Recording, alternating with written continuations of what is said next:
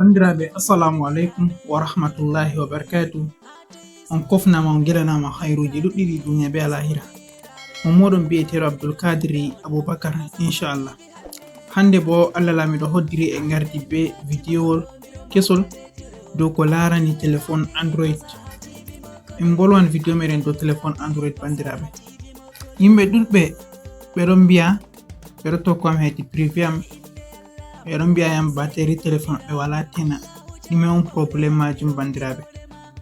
To mi hollan on lawol no on jaha on keɓtirta lawol no on keɓtirta ɗumejum ɓuri on ɓurata yarugo yite ha téléphone moɗon, ɗume on ɓurata décharge go téléphone moɗon décharge law ɗumejum on ɓuri hutinirgo be muɗum ha téléphone maɗa waɗa décharge law. Yake fere a nastan YouTube a lara video a wurto, a nasta Instagram a wurto, a nasta Facebook a wurto, a nasta Telegram a wurto, sai a tumpa heftugo gal te on lawol te on ɗume on a huwi ha téléphone man ha batterie man timmi law. Masalan a utiliser no be téléphone maɗa 7h fajira yago ha 7h jemma ko ngel décharge, amma a fuɗɗi utiliser go téléphone maɗa 7h fajiri nden hidde ko surani téléphone maɗa décharge. To bandiraɓe mi hollan on lawol majum ngolon tokkorto on jawon keɓta ɗo majum. Hidde ko en nasta nder video man habdu abonné ha chaîne meɗen Fasaha TV aɓiɗana subscribe. Ta nasti nder a wara a ɗabta paramétre téléphone maɗa, ko moye andi paramétre téléphone mum no wonata. Nda paramétre téléphone am, ta nasti ha paramétre téléphone maɗa a ɗabta ha ɗo windi batterie. To na batterie bo a tawan ɗo windi hunde ɗo nda ɗum ni onon kam ɗum batterie on tawan ɗo windi power. To nasti ha ton banni on yiyan ni ɗo nda batterie am miɗon mari 68%. bano mi huwata ɗo batterie am waɗantam 11h11 minutes tan.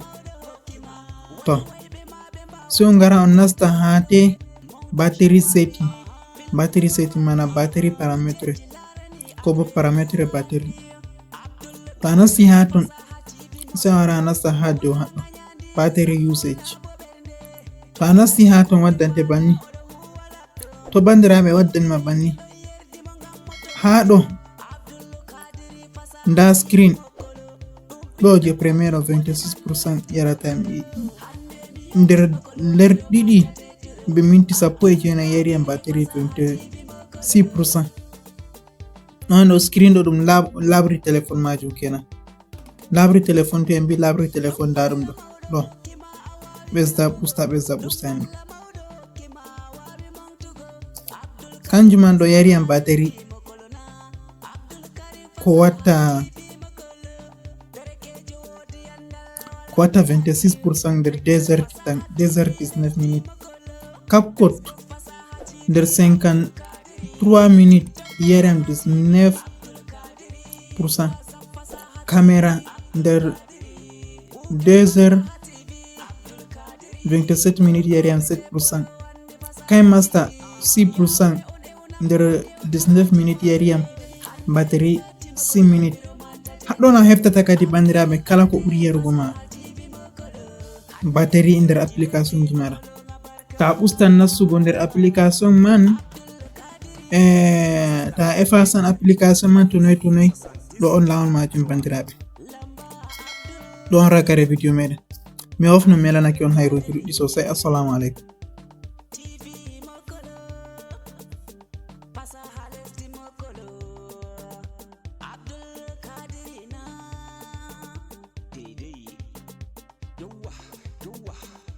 Mini kam ni chapiti